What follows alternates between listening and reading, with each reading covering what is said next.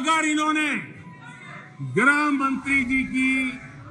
मणिपुर की चर्चा पर सहमति दिखाई होती तो अकेले मणिपुर विषय पर विस्तार से चर्चा हो सकती थी, हर पहलू पर चर्चा हो सकती थी और उनको भी बहुत कुछ कहने का मौका मिल सकता था, लेकिन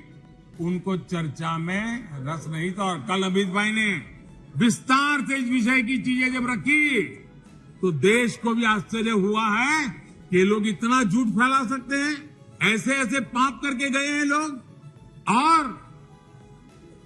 उन्होंने आज जब अविश्वास का प्रस्ताव लाए और अविश्वास में सारे विषय पर वो बोले तो ट्रेजरी बेंच का भी दायित्व बनता है कि देश के विश्वास को प्रकट करें, देश के विश्वास को नई ताकत दें, देश के प्रति अविश्वास करने वालों के लिए करारा जवाब दें, ये हमारा भी दायित्व बनता है। हमने कहा था अकेले मणिपुर के लिए आओ चर्चा करो, गृह मंत्री जी ने चिट्ठी लिख करके कहा था, उनके विभाग से जुड़ा विषय था, लेकिन साहस नहीं था, इरादा नहीं था और पेट में पाप था, दर्द पेट में हो रहा था और फोड़ रहे थे सर, इसका ये परिणाम था। आदरणीय अध्यक्ष जी, मणिपुर की स्थिति पर देश के गृह मंत्री श्रीमान अमित शाह ने कल 2 घंटे तक विस्तार से और बड़े धैर्य से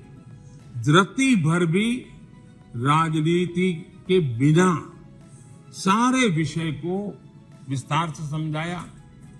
सरकार की और देश की चिंता को प्रकट किया और उसमें देश की जनता को जागरूक करने का भी प्रयास था। उसमें इस पूरे सदन की तरफ से एक विश्वास का संदेश मणिपुर को पहुंचाने का इरादा था, उसमें जन सामान्य को शिक्षित करने का भी प्रयास था, एक नेक ईमानदारी से देश की भलाई के लिए और मणिपुर की समस्या के लिए रास्ते खोजने का एक प्रयास था। लेकिन सिवाय राजनीति कुछ करना नहीं है, इसलिए इन्होंने यही खेल किए, यही स्थिति किया।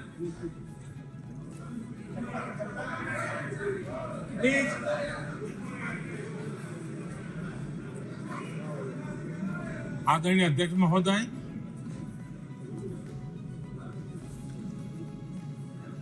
कल वैसे विस्तार से अमित भाई ने बताया, मणिपुर में अदालत का एक फैसला आया।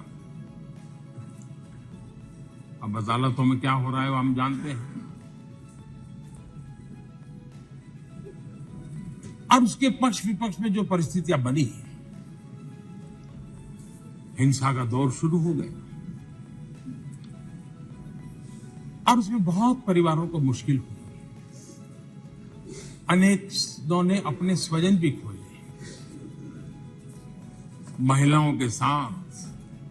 गंभीर अपराध हुआ और ये अपराध अक्षम्य है और दोषियों को कड़ी से कड़ी सजा दिलवाने के लिए केंद्र सरकार, राज्य सरकार मिलकर के भरपूर प्रयास कर रही है और मैं देश के सभी नागरिकों को आश्वस्त करना चाहता हूं कि जिस प्रकार से प्रयास चल रहे हैं, निकट भविष्य में शांति का सूरज जरूर उगेगा। मणिपुर फिर एक बार नए आत्मविश्वास के साथ आगे बढ़ेगा। मैं मणिपुर के लोगों से भी आग्रहपूर्वक कहना चाहता हूं, वहां की माताओं, बहनों, बेटियों से कहना चाहता हूं, देश आपके साथ है, ये सदन आपके साथ है। हम सब मिलकर के, कोई यहां हो या ना हो, हम सब मिलकर के इस चुनौती का समाधान निकालेंगे। वहां फिर से शांति की स्थापना होगी मैं मणिपुर के लोगों को विश्वास दिलाता हूं कि मणिपुर फिर विकास की राह पर तेज गति से आगे बढ़े, उसमें कोई प्रयासों में कोई कसर नहीं रहेगी।